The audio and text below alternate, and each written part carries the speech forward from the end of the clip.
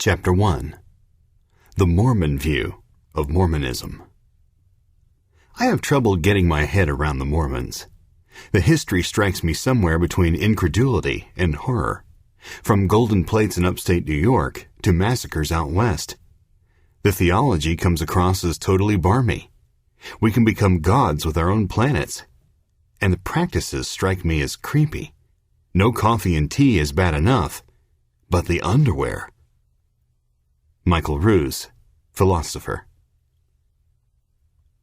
Hugh Riddick has been preparing for this conversation with his grandson almost his entire life. It is a conversation fathers and sons, grandfathers and grandsons, have been having in his family for most of the 180-year history of the Latter-day Saints. Now, Hugh will have a chance to help prepare a new generation of Riddicks for the true priesthood of God, just as soon as young Jacob cleans up from his baseball game. Jacob Riddick is 13, and tomorrow he will take his first steps toward priesthood. His father was a priest. Hugh, his grandfather, is a priest. And so it has been since Brigham Young led the saints. This is what it means to be a male member of the Church of Jesus Christ of Latter-day Saints. This is what it means to be a Mormon man. Hugh would have been happy to hear about this conversation secondhand. He would rather that his own son, David, had been there to guide Jacob. But David had chosen to be a U.S. Marine. It was what he wanted to be from the time he was a little boy, and Hugh was never able to change his mind. Perhaps he should not have tried. David was a warrior's warrior, they said, and he rose rapidly in the ranks. That's what landed him in Iraq, at the forefront of Operation Phantom Fury during the Second Battle of Fallujah. Command knew that he would lead well, and he did. But David was killed on the third day, November 11th, 2004, Veterans Day. Each year since, that flag-waving, parade-filled holiday has tortured Hugh Riddick and his wife. Now, though, Hugh is sitting on his back porch, enjoying the cool breeze off the pond, and waiting for Jacob. When the boy appears, he does not look anything like anyone's image of a priest. He's wearing gym shorts and a t-shirt. His hair is wet and slicked back, and he has a slight bluish mustache from the powdered drink he's been guzzling. He sits down in a rocker, crosses his legs Indian style in the seat, and takes another sip of his drink. Hugh just smiles.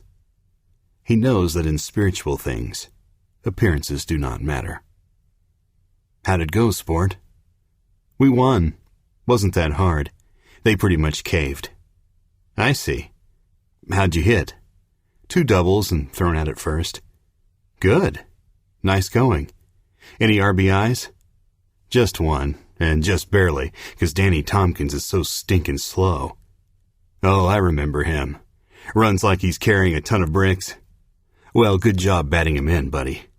Okay, you ready to talk? Yes, sir. Do you know what's going to happen tomorrow, Jacob? Of course, Papa. I'm going to become a deacon. Yes, that's right.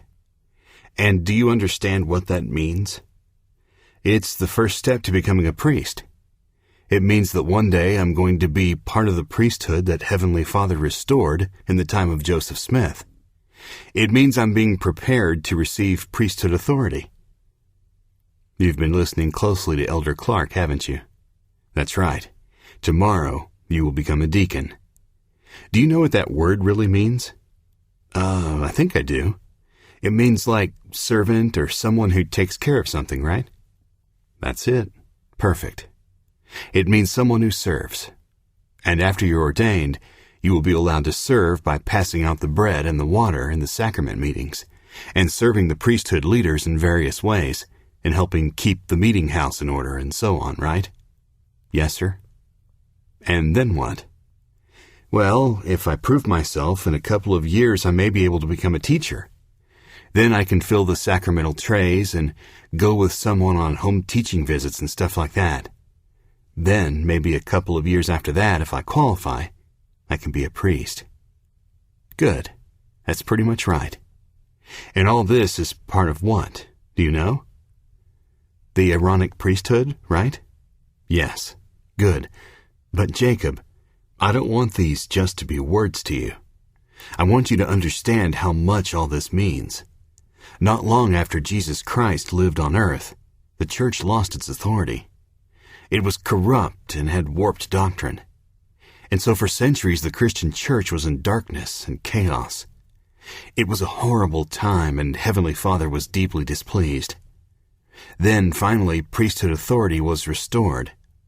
And you know about all that, right? You know that story? Yes, sir. About the visitations from John the Baptist and Peter and James and John? Yes, very good. So it is important for you to understand that this is all very important. Latter-day Saints died for this gift, Jacob. Your ancestors were slaughtered at places like Hans Mill and Carthage for having this gift. You were determined for this before you came to this world. This is how Heavenly Father's plan for you is to unfold, and how you become what you are made to be for all eternity. I'm hoping you progress on to the Melchizedek priesthood, and then perhaps to high priest, and even further from there. Jacob looks out at the pond. Hugh thinks perhaps he has given the boy more than he can absorb, but then he notices that Jacob's eyes are moist. "Pawpaw," the boy says in a fractured voice, "what kind of priest was my dad?" Hugh has to look away from Jacob to answer. The searching in the boy's eyes is too much. "He was going to be given the Melchizedek priesthood when he came home, Jacob. He died before he could receive it." Jacob ponders this for a few moments and then says, "I want to be whatever he couldn't be because he died, Pawpaw. I want to make it to the level he would have reached and then do it for him." Hugh is too moved by this to speak. Jacob, seeing his grandfather's emotion, sets down his drink, gets up from his chair, and puts his arms around the man he loves most in the world. "You make me proud, Jacob," Hugh says through tears, holding his grandson tightly. "Yes, do it for your daddy and all the Riddicks, and do it for the Latter-day Saints." It is one of the great ironies of the Church of Jesus Christ of Latter-day Saints that while outsiders perceive it largely in terms of its unusual doctrines, the saints see themselves in a completely different light. The outer world focuses, for example, on matters like polygamy. Holy underwear is also a favorite topic, as is their aspiration to divinity and their belief that God was once a man. The century and a half they banned blacks from their temple, and priesthood is much discussed. So is the iron-fisted rule from LDS headquarters at Salt Lake City's Temple Square. The Mormon opposition to California's Proposition 8 has made them look homophobic. Their insistence upon being baptized for Jewish Holocaust survivors has made them look cruel. And their standard missionary presentation has made them look mindlessly robotic. All of these novelties frame the perceptions of Mormons in the wider world. Ask a saint about any of these, though, and an expression of confusion will likely flash fleetingly across his face. He knows that each is part of the Mormon matrix, but he likely does not think of any as vital. Doctrine is not primarily for him. Experience is. The prophecies and the ordinances and the revelations from Heavenly Father are what make up his religion. Most of the doctrines so often discussed in the press are at the edge of his experience and are rarely on his mind. Let him speak for a moment about his own Mormon experience, and a far different picture will likely emerge. He may very well talk about what home teaching is like, and how dear the community of the saints has become. He'll likely describe, even with tears, how he's raising his children to be holy. If he is trusting, he will tell of the time he was sick, and a priesthood blessing made him well. He may even speak, loosely, of his sealing to his wife for time and all eternity, and of the endowment ceremony he has gone through. He will not give details, of course, but he will still make his point. It is not the doctrines that have won him. He sometimes isn't even sure what all of them are. It's the supernatural empowering of a holy community that is most important to him. This is the great disconnect between how Mormons understand themselves and then how the rest of the world perceives them.